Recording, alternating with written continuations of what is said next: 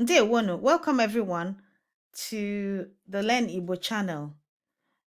My name is Yvonne, and in this video, we're going to learn the names of fruits in Igbo language.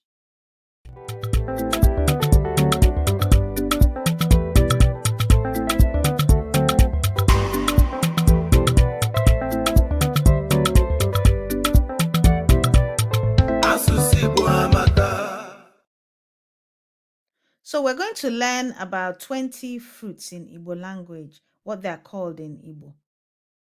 Ready? Let's begin. Ka anyị bido. Oroma. Oroma. Oromilu. Oromilu.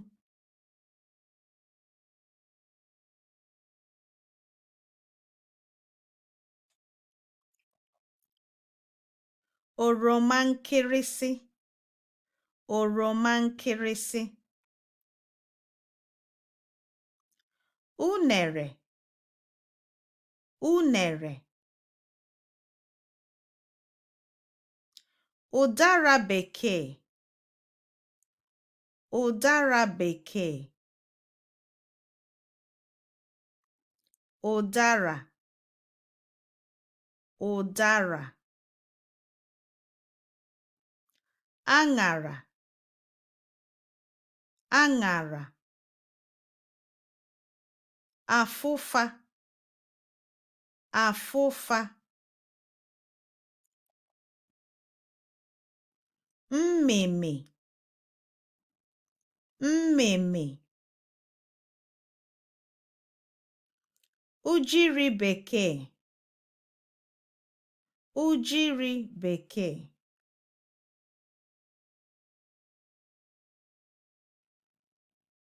Mkpụrụ vine. Mkpụrụ vine. Mkpụrụ grape. Mkpụrụ grape.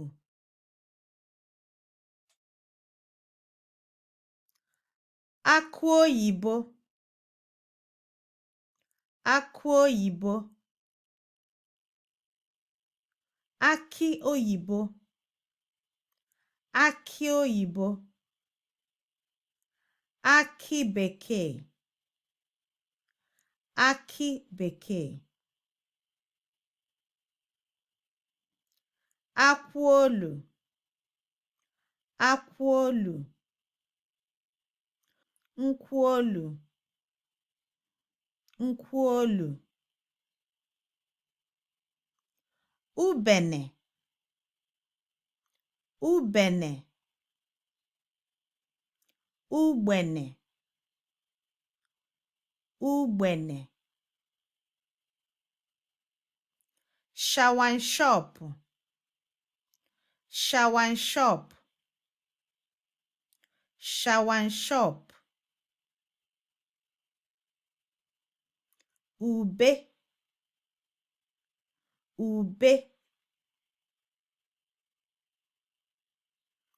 Ube oyibo. Ube oyibo.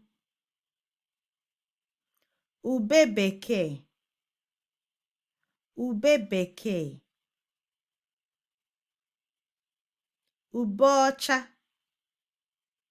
Ube ọcha.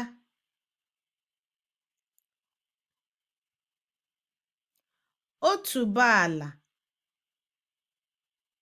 Otuboala.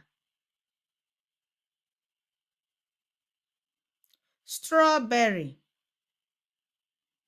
Strawberry.